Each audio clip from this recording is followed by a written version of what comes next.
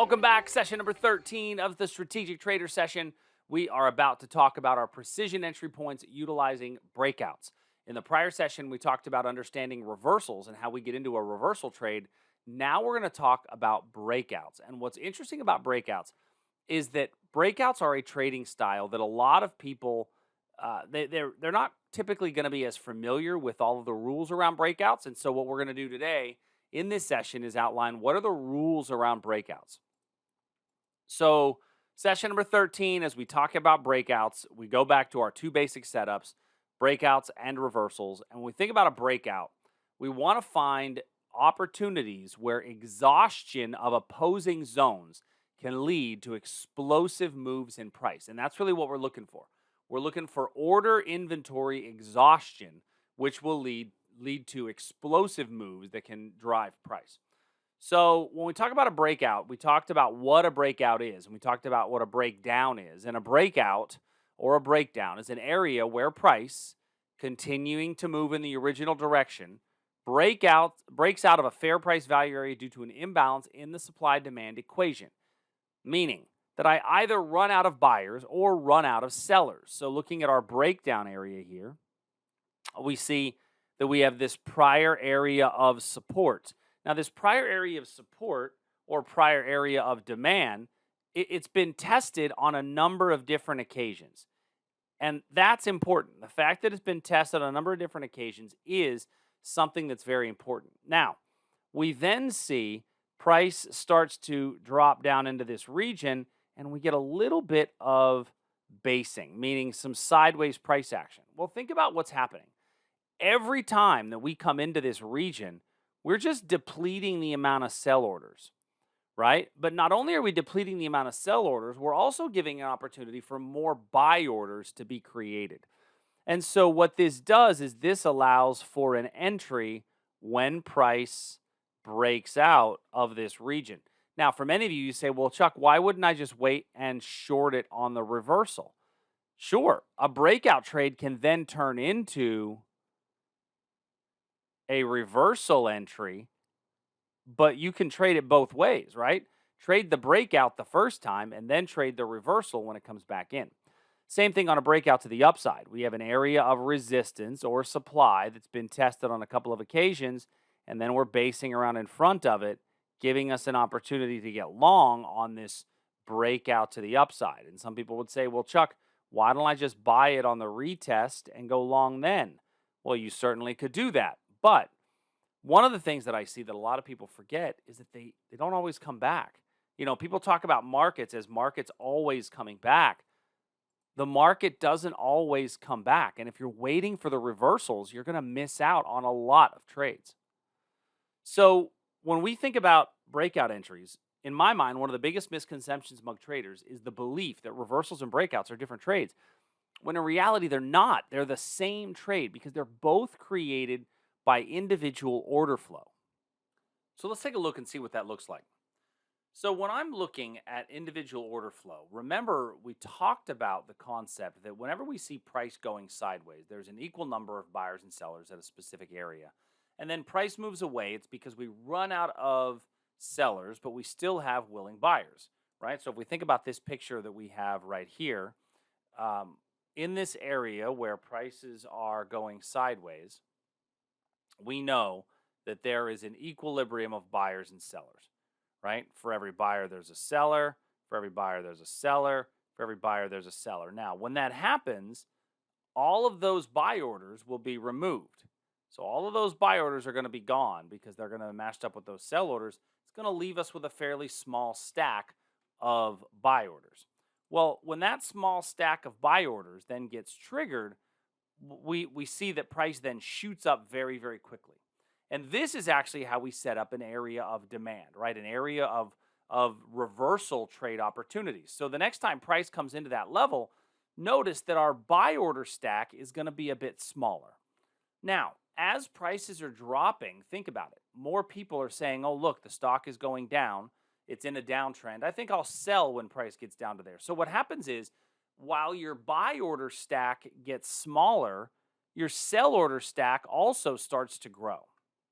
But because there's still more buyers than sellers, Price shoots up out of that level, and then we come back down into it a third time. Now, notice the third time we see that my buy orders and sell orders are getting a lot more similar in size, right? They're a lot closer to one another.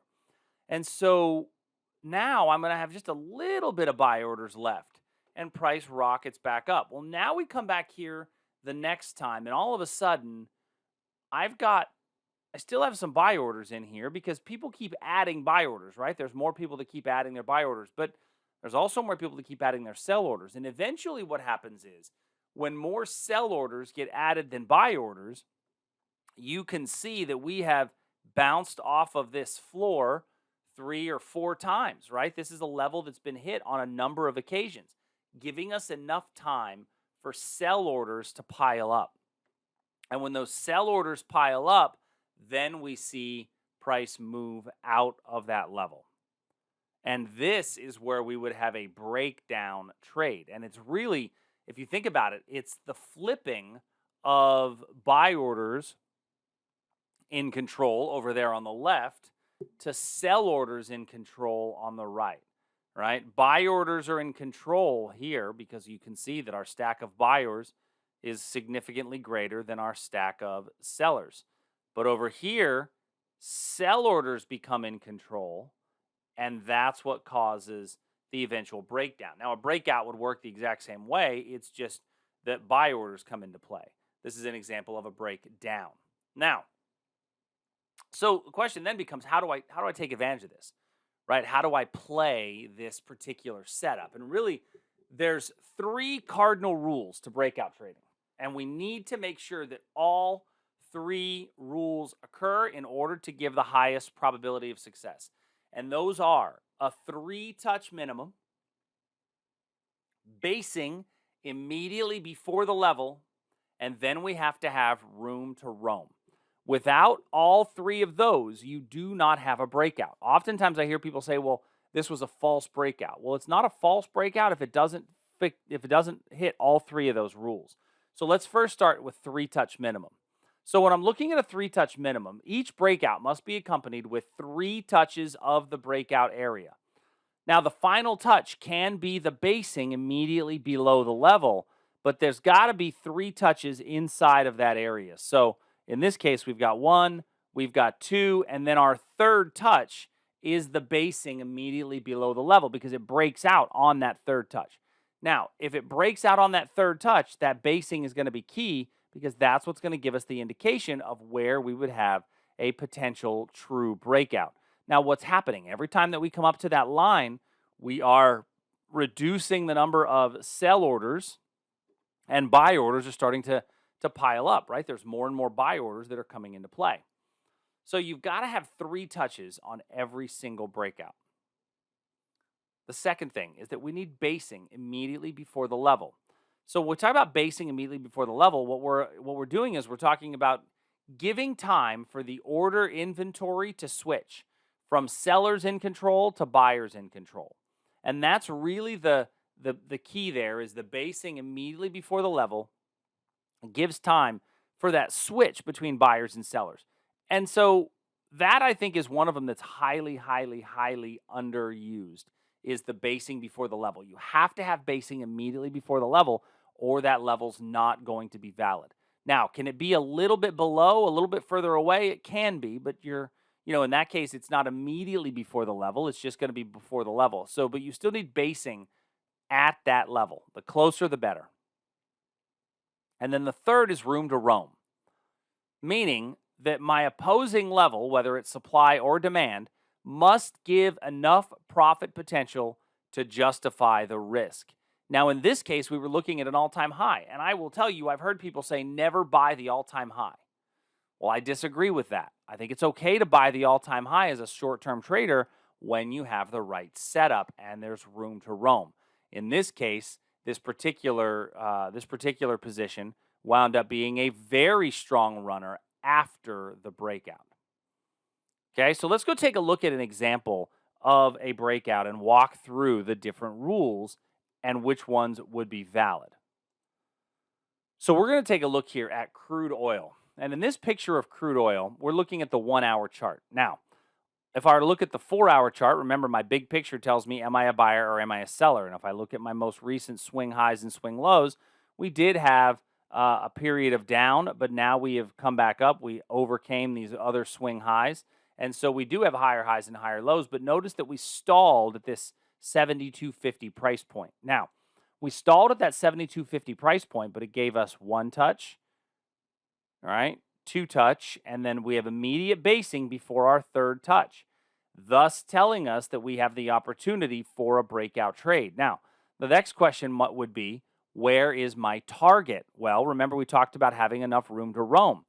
Well, my target in this particular instance would be the next, if I'm buying here, what would stop me is a supply area. Well, my next closest supply area is this level right here, which means that in this particular trade, my profit potential is this distance right here. Now, the question then becomes, where's my risk? So where do we place our stop in these scenarios? We're going to get into setting our stops and targets in our next session, but little brief preview. The stops are placed below the most recent pivot. So in this case, here is our most recent pivot. So this would represent where our stop loss would go. It would be below the most recent pivot outside of that zone. So now if I take that area and I measure it, that would be my distance from entry to stop loss. So this would represent a 1-to-1 reward to risk.